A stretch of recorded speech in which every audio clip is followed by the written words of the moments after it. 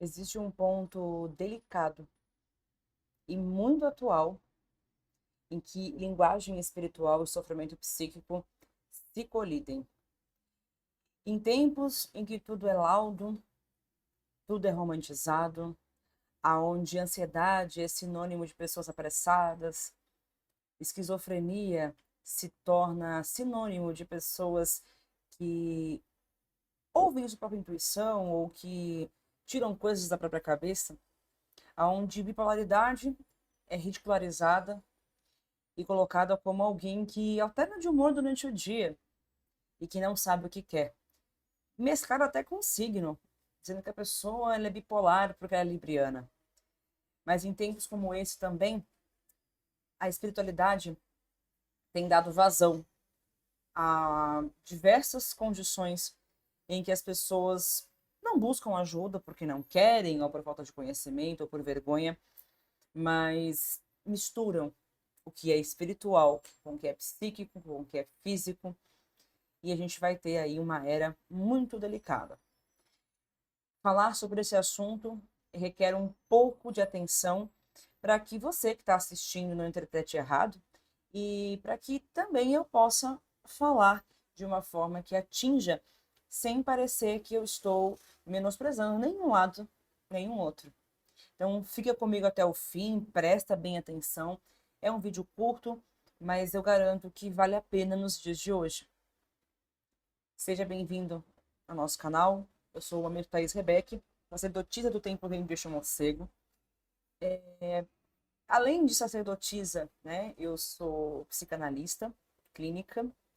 Então, eu acho que dá para a gente falar e usar esse termo, né, para que a gente possa colocar também um pouco de propriedade no que vai ser dito.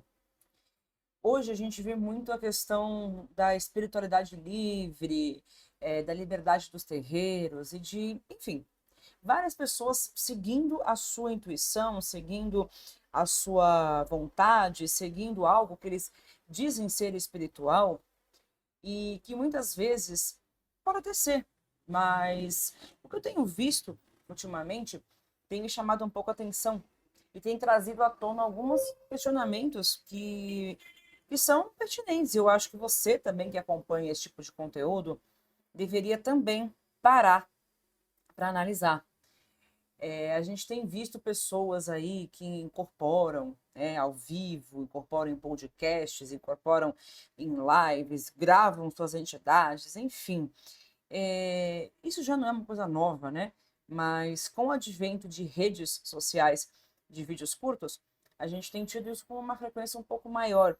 E isso tem se tornado bem complicado para que a gente possa entender e discernir o que é verdade. Então a gente vê ali sempre aquelas encenações, né, de o Exu fumando charuto, ou então dizendo palavras, né, puxadas de demanda, de palavrões, tudo trazendo realmente à tona um arquétipo, né, que muitas vezes pode ser confundido ou considerado como entidade. Mas na maioria das vezes a gente percebe que não passa de ego fragilizado daquelas pessoas que estão ali em busca de uma atenção muito forte por algum motivo. E aí você vai buscar a trajetória. Eu falo isso com propriedade porque eu andei, né, pesquisando essas pessoas e eu passei por situações parecidas dentro da minha casa e já tive contato com isso, né? Então eu posso dizer com propriedade que 90% das vezes se coloca o peso da situação, o peso da culpa, né? O peso do que está acontecendo em cima do sacerdote ou do dono da casa, enfim, da mameto, né? Do tatá. E dificilmente isso vai ser pesado pro lado do médium. E quando a gente fala disso, naturalmente, se existe um discurso já muito grande que invalida qualquer coisa que venha do sacerdote. Então, a gente está numa era de demonização dos sacerdotes. Então, quando um filho sai de uma casa, ele já não espera esfriar o corpo e já começa a metralhar a rede social de informações, né? Então, ele saiu hoje, amanhã ele já está abrindo live, fazendo vídeo, dizendo o quanto a vida dele melhorou depois que ele saiu do terreiro, né? ele não perde tempo, ele faz vídeo, ele faz textos, ele tira fotos da época que ele estava na casa, né? Ele pega fotos de 10 anos, 15 anos atrás para poder provar que é alguma coisa, para tampar, né, o sacerdote. Então a gente tem visto muito isso, né? E quando você questiona essas pessoas, porque eu fui consagrado no terreiro X da Mariazinha do fulaninho. Aí quando você vai atrás desse terreiro, a mãe de santo fala, olha, eu não fiz isso. O que eu fiz foi uma questão de grau interno da casa, né? Essa pessoa, ela tinha uma outorga dentro da casa, né? Teve casos até de pessoas que eram pais pequenos, mães pequenas, que foram consagrados dentro daquela casa, né, para a questão de auxílio da casa. E na Umbanda tem muito isso, né? Você consagrar pessoas dentro ali da sua corrente para poder te auxiliar, ou ser realmente por tempo, por evolução, você colocar a pessoa ali para que ela possa auxiliar os desenvolvimentos, né, o trabalho mediúnico, que às vezes daquele sacerdote, sacerdotisa não dá conta ali de fazer aquilo sozinho. Então, na Umbanda isso é muito comum. Então, você teve casos assim, né, de, poxa, ele passou por aqui, fez um cursinho, fez um negócio, uma coisa ou outra, e já se intitula Pai de Santo. E você vai ter as pessoas que diz que o terreiro não aceitava as suas entidades. Aí você vai olhar as entidades, né? É sempre uma coisa bem descomunal, fora da realidade. E o que isso tem a ver, então, com psicose, esquizofrenia, né? Quando a gente fala da megalomania, né, alguns transtornos que são colocados, muitas vezes com forma pejorativa, eu não usaria esquizofrenia, tá? Porque muita gente usa isso, né, com um termo pejorativo, o cara é esquizotérico, né? Fazendo uma alusão à esquizofrenia. A esquizofrenia, ela é um transtorno que traz um sofrimento, né? A gente tem que falar a verdade porque é um sofrimento. E uma pessoa que tem essa doença de ser que não é um sofrimento, não é verdade. Ela está mentindo para ela mesma. Porque nós sabemos que é um sofrimento, né? Então nós temos a dissociação, né? A questão do delírio, da alucinação, graus, né? Que você vai ter ali dessa doença quando ela não é controlada, né? Então ela tem vários graus que não, acho que não compete, né? A trazer ali esse nome, porque você estaria realmente invalidando, né? As pessoas que sofrem desse transtorno. Mas algumas pessoas possuem outros transtornos e às vezes mais tranquilos, né? Aparentemente socialmente aceitos, né? Então a gente vai ter a megalomania, o delírio de grandeza, a síndrome do protagonismo, que estão assim arraigados também dentro do transtorno narcisista, que é um transtorno de comportamento, né? Então a ideia do vídeo não é nem explicar sobre isso, né? Eu inicio falando que eu tenho formação psicanalítica para que vocês possam entender que eu tenho ciência do que eu estou falando, né? E eu não estou me referindo a esses transtornos ou essas condições de forma pejorativa, tá? Mas, infelizmente, dentro da espiritualidade é onde você vai ter o maior acobertamento desse tipo de coisa. E a prova tá realmente que muitos centros religiosos, como igrejas, né, tratam a esquizofrenia como algo relacionado à possessão, né?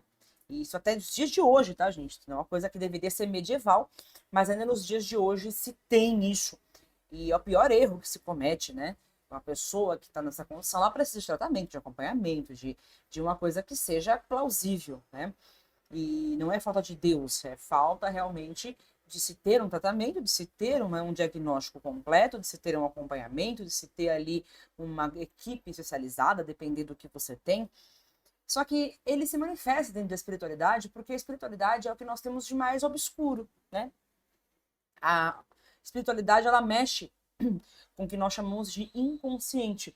Então a gente fala sobre a espiritualidade como algo consciente, né? Mas eu tenho consciência da minha espiritualidade. Mas nós sabemos que os mistérios da fé, eles são inconscientes, eles manifestam-se realmente nessa zona, né, que nós chamamos de sombra. Porque todas as religiões, independente se elas são realmente de cerne cristão, né, se elas são de origem abrâmica, enfim, nós vamos ter aí, desde essas religiões até mesmo os cultos de matriz africana, entre outros, todos eles batem no mesmo quesito, né? Em algumas questões morais, né? Umas vão ter mais esses quesitos morais do que outras, né? Então você vai ter as religiões mais dogmáticas, que são as religiões monoteístas, né, que nós conhecemos hoje. Nós temos hoje 3 principais religiões monoteístas no mundo, e são religiões que batem na questão de um livro, onde você tem ali o seu dogma, você tem o funcionamento da realidade cotidiana mesclada com a espiritualidade. Eles não separam, né? Então, não é somente um livro, é um livro que dita a regra e a lei de convivência de um povo, né? Dos seus adeptos, dos seus convertidos, enfim. Então, nós vamos ter livros de lei, né? Então, a gente vai ter aí Bíblia, o Alcorão, né? Torá, como livros que ditam, né, como que essas pessoas vão agir, se vestir, se casar, se desenvolver, né, como que se trata a mulher, como se trata a criança, como se faz tudo ali, né. Então vai ter vários ditames que, é claro, muitos são seguidos à risca, né, por alguns religiosos, e é claro que tem outros que não seguem, né, aquilo à risca, então isso é muito natural. E aí, esses que não seguem à risca, para os mais conservadores, são considerados pessoas hereges, né? Pessoas que não seguem ali aqueles dogmas que foram colocados ali por um, por um profeta, ou por vários, né? Ou por um líder religioso ali que foi escrito aquelas leis. E quando a gente vai para o culto matriz africana, a gente não tem ali um livro, né? A gente não tem um ditame, a gente não tem uma Bíblia, um Alcorão que representa realmente a lei ou aquele dogma maior ali, um mandato, né? De um criador maior, de um ser, né? Então, em resumo, nós não temos alguém, né? Aliás, devemos ter, né?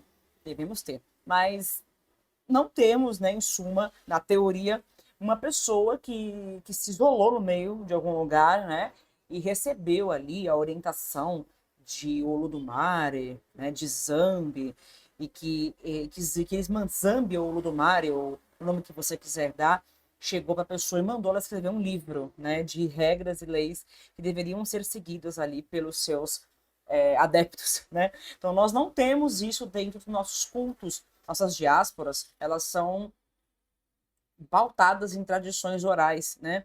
Onde se passa aí de geração em geração, de mestre para iniciado. E nós sabemos, por exemplo, falando de Quimbanda, né? Que a Quimbanda é um culto brasileiro, que tem, sim, né, a sua origem, né, dentro da cultura banto, né? O seu culto aos ancestrais, aos baculos, e passando para o Brasil, nós vamos ter a miscigenação aí, né, da cultura ameríndia e, obviamente, a cultura ibérica, né, que é da onde nós tivemos aí parte, né, dessa colonização aí do Brasil, certo? Então, é uma junção, né, de práticas aonde algumas, né, vão remeter realmente aí a questões africanas, e você vai ver muito aí da prática ameríndia, da prática realmente da terra, né? Do louvar a própria terra, e lógico, algumas práticas que relembram aí a feitiçaria ibérica, isso é muito normal. Mas o cerne da Quimbanda, então pelo menos a nossa visão, né, é que a Quimbanda ela tem esse cerne, né, de povos banto e da cultura aí de ancestralidade dos baculos, né, e da forma que era se cultuado essa ancestralidade. Então, sobre isso, mais uma vez, nós não temos um livro de regras, mas nós temos algumas coisas que caracterizam, por exemplo, o culto de Quimbanda, né? Então, nós vamos ter algumas coisas que fazem ali ser um culto de Quimbanda. Por exemplo, o culto de Quimbanda é um culto de Exu e Pombagira. Ponto, né?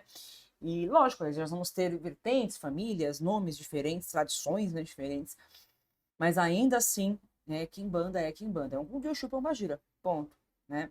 É a grande feitiçaria brasileira, né?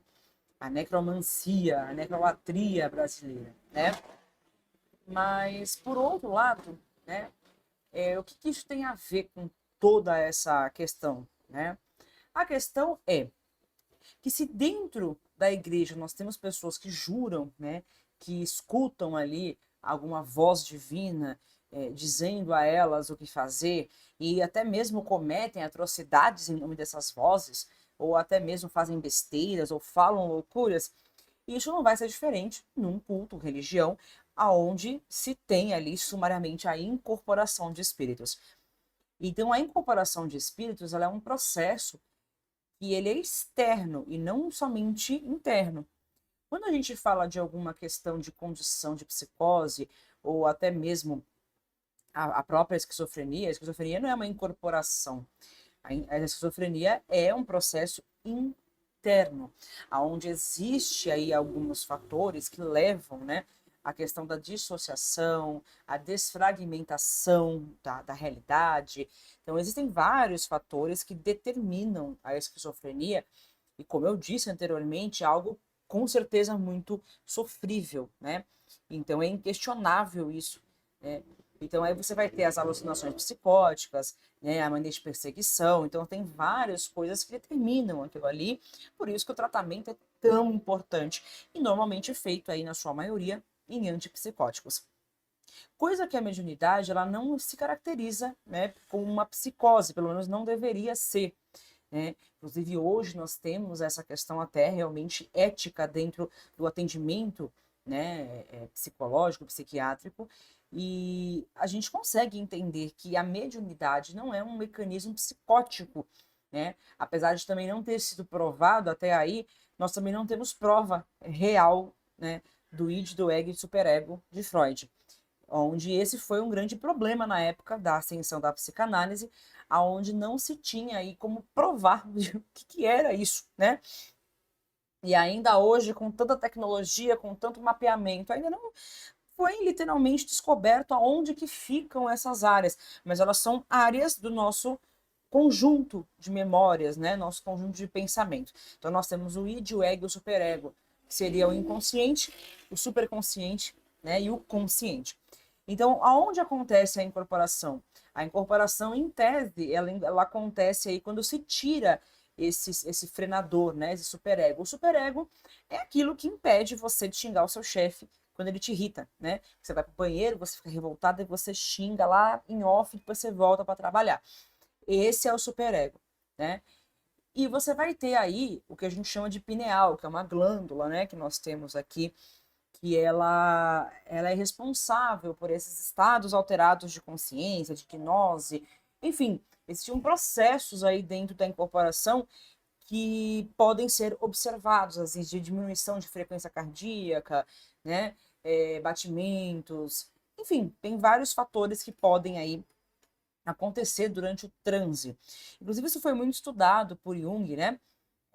Aonde ele tentou também achar o cerne da incorporação, o mistério da fé, e ele acha que conseguiu, mas depois ele fala que não consegue, enfim, tudo isso fica muito difícil, porque chega uma hora que você acha que você chegou num lugar e você não chegou, porque nós vamos ter possessões realmente, né, pessoas que incorporam e são submetidas a situações extremas, né, então mostrando ali o alterado estado de consciência que ela está.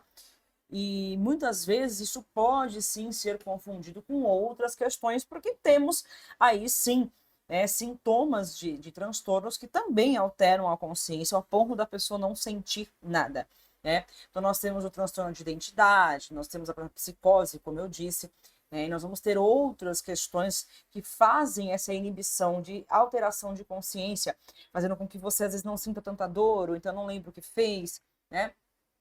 Existe uma linha muito tênue, se a gente for falar cientificamente, entre a incorporação, a possessão e a questão de saúde mental, tá? Mas aonde eu quero chegar não é aí, porque tudo isso, esse vídeo não é para pessoas que vão entender isso de forma técnica, né? Você que está assistindo não quer saber, né, de nomes. Você quer saber, tá, mas e daí? O que isso tem a ver com o dia de hoje? Você pode estar pensando, né? Nós vamos ter uns pontos que podem ser muito importantes, tá? O primeiro ponto, que até eu anotei aqui para poder falar e não esquecer, né? Como a gente está tendo esse bate-papo assim, bem direcionado, existe uma coisa, tudo é para mim, né? Então hoje você está assistindo o vídeo e você fala, nossa, esse vídeo é para mim, é um recado do meu guia. E aí você pode dizer, poxa, mas como assim? Sabe aquela pessoa que tudo é para ela? Tudo acontece com ela, tudo tá em volta dela, tudo é sobre ela, né? Ah, eu saí na rua e eu encontrei um dinheiro no chão, é mensagem do seu Zé Pilintra para mim, né? E isso é uma coisa frequente, tá? Uma coisa que acontece basicamente todos os dias. Que sim, a pessoa ela tem direito de ter a sua crença e de acreditar, por exemplo, que aquele dinheiro ali é abençoado por um santo, por um guia, por um orixá. Não há problema. Não é sobre a pessoa acreditar que aquele dinheiro que ela achou na rua é abençoado por um santo, por um guia, por uma entidade específica. Não há problema. Eu acho que, como eu disse, a fé, ela faz você acreditar, inclusive, que essa pedra que está atrás de mim, ela tem poder, né? E eu acho que a fé ela é importante, que ela faz parte do mecanismo de desenvolvimento de uma sociedade, de um grupo, e até mesmo no próprio indivíduo como um ser. A religião, ela faz parte da construção do self. Então, ela é importante porque ela faz parte daquilo tudo que é a identidade do indivíduo. Então, a gente não pode generalizar, por isso é muito perigoso falar sobre isso, mas a gente tem que falar dos exageros, né? Tudo é para ela, tudo é uma mensagem espiritual, tudo a pessoa sente, percebe. Fique esperto. Se você convive com alguém assim, comece a perceber. Comece a perceber que não é tão natural, né? Que tem sim pessoas que são mais sensíveis e tem pessoas que aparentemente parece que tudo é com elas. Parece que sempre estão sob ataque, falam que ninguém gosta delas, que todo mundo faz demanda para elas, que todo mundo está contra elas de alguma forma, mania de perseguição. Quando a gente fala de mania de perseguição, a gente está realmente falando do ato persecutório, a psicose de perseguição. É quando a gente fala que a pessoa sempre acredita que alguém está atrás dela e tramando contra ela. Isso não significa, tá, que essa pessoa ela tem um quadro de esquizofrenia, porque esse é um dos sintomas da esquizofrenia, mas não é somente da esquizofrenia, tá? Existem quadros menos agressivos que também desenvolvem essa patologia, tá? Mas normalmente eles vêm aí agregados no quadro da esquizofrenia, essa mania persecutória, né? Nós chamamos de psicose de perseguição. Então, essa psicose de perseguição, ela sempre está atrelada aí à esquizofrenia. É um dos principais fatores aí da esquizofrenia, tá? E quando a gente afirma ouvir vozes o tempo todo, isso não é saudável, tá? Porque a gente tem duas opções. Uma pessoa realmente está passando por um processo neurológico, né? Psiquiátrico, ou a pessoa está querendo se comparar ao Chico Xavier ou qualquer outra pessoa que já viveu aí e que relatou a sua jornada como ter contato o tempo todo com espíritos. E eu não vou dizer aqui que eu acredito e que eu desacredito desses relatos, tá? Porque eu estaria descredibilizando aí a fé dos outros, né?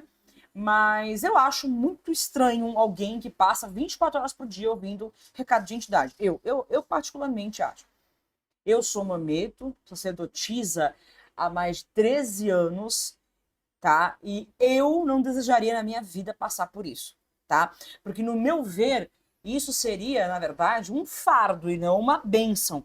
Porque você está ali afetando o seu cotidiano, o seu trabalho, o seu relacionamento, sua vida pessoal, né? A sua diversão, a sua família, né? Porque se você está 24 horas por dia vendo espírito, falando com o espírito dos outros, eu não sei, talvez você seja uma pessoa realmente com alto grau de perturbação. Deve ser muito ruim viver dessa forma, tá? Então eu estou sendo muito direcionada para dizer que eu não acho legal, tá? Eu não concordo, eu não gostaria. Eu já acho ruim quando eu recebo e percebo aquela situação, eu sei que é uma intuição e tal. Eu já não gosto de receber intuição, né? Mas tem gente que parece que gosta, que fica ali chamando, né? Ai, tô sentindo aqui alguma coisa. A pessoa precisa ter aquilo para se validar. Então, muito cuidado, tem uma diferença entre ter uma intuição, uma sensibilidade e transformar isso num ato de fé pessoal e transfigurar essa questão em algo totalmente obsessivo, tá? Esse é o primeiro ponto. A gente vê muito a questão de ganhar espaço demais. Então, a gente vai ter, assim, pessoas que começam do nada a mudar de voz. Fica esperto, é problema, tá? Pode ser uma mediunidade descontrolada? Pode, mas na maioria das vezes pode ser sintoma de algum tipo de transtorno, sim, tá? Então é importante que você que está do lado dessa pessoa, ao invés de validar essa pessoa o tempo todo, você começar a analisar isso friamente, porque talvez um movimento seu possa definir e salvar a vida dessa pessoa. Então, se você gosta da sua amiga, da sua colega, da sua mãe, do seu irmão, do seu companheiro, companheira, analise isso. Se toda hora ele muda de voz, muda de comportamento, fala que é espiritual, é alguém falando através de mim, cuidado, pode ser manifestos de doenças, de coisas que podem trazer uma dor de cabeça amanhã ou mais tarde, e que você está sendo cúmplice disso. Se você não para, se você não avalia e se você não observa, isso pode se tornar um problema amanhã ou mais tarde, tá? Isso vai afetar teu relacionamento, vai afetar o convívio dessa pessoa com outras pessoas, enfim, vai tirar aí toda a realidade dela. Então, muito cuidado, tá? Eu acho que quem ama também tem que ter, né, esse olhar para o outro e dizer, poxa, fulano, eu acho que você não tá legal, o que você acha de a gente buscar uma ajuda? Né? Mas não, tem muita gente aí que valida esse comportamento como um ato fantástico de alto grau sacerdotal de última geração. Isso é muito problemático, tá? Então é importante tomar cuidado com os extremos. Eu estou alertando os extremos, né? E eu não estou aqui dizendo que todo mundo é esquizofrênico. Até porque eu disse no início que isso é uma burrice. Até porque se trata de uma condição de sofrimento e ninguém aqui está trazendo isso como uma condição de zombaria ou de realmente comparar com coisas pequenas, tá? Então, por favor, se você chegou até aqui, compreenda isso. Se você ainda não compreendeu, volta lá para o começo. Se você também percebe que a pessoa está vindo muito vulto constantemente o tempo todo, também não é bom, tá? Não é legal. Fica de olho, atente-se aos sinais e perceba como essa pessoa está interagindo. Se ela está tendo interação social, se ela está se isolando mais, como está o humor dela, né? Como é que é o sono dessa pessoa, se você dorme com ela. Então, assim, muito cuidado. E como eu disse, quando a gente está falando sobre espiritualidade, por que eu estou falando tudo isso, né? Porque eu tenho visto uma crescente em rede social de pessoas que dizem ouvir vozes das entidades dos outros, ouvir as próprias entidades 24 horas por dia, né? E você percebe claramente ali que estão sobre um domínio, permitindo que talvez o seu alter ego, né? Ou até mesmo ela mesma venha a protagonizar um personagem, né? Se fazendo passar por uma entidade. Por quê? Elas não se dão bem no terreiro nenhum, não fazem parte de nada, não querem orientação, não querem isso, não querem aquilo. Claro, porque um bom sacerdote, ele diagnostica, né, esse protagonismo. Só as entidades que prestam. Eu já conheci pessoas assim, várias. Só as minhas entidades que prestam. A pessoa sabe se você está quantos por cento incorporada. Se é 10, se é 30, se é 40. Sabe se você mente, se você não mente. Só que ela mesma, ela não se autocritica. Quando você oferece para que ela faça um processo, né, de melhoria, de incorporação, ela não quer fazer, não. Eu acho que não precisa. Mas ela julga a incorporação de todo mundo que está na casa. Tem 40 filhos, ela julga as 40 incorporações. Só a dela que presta. Perigo.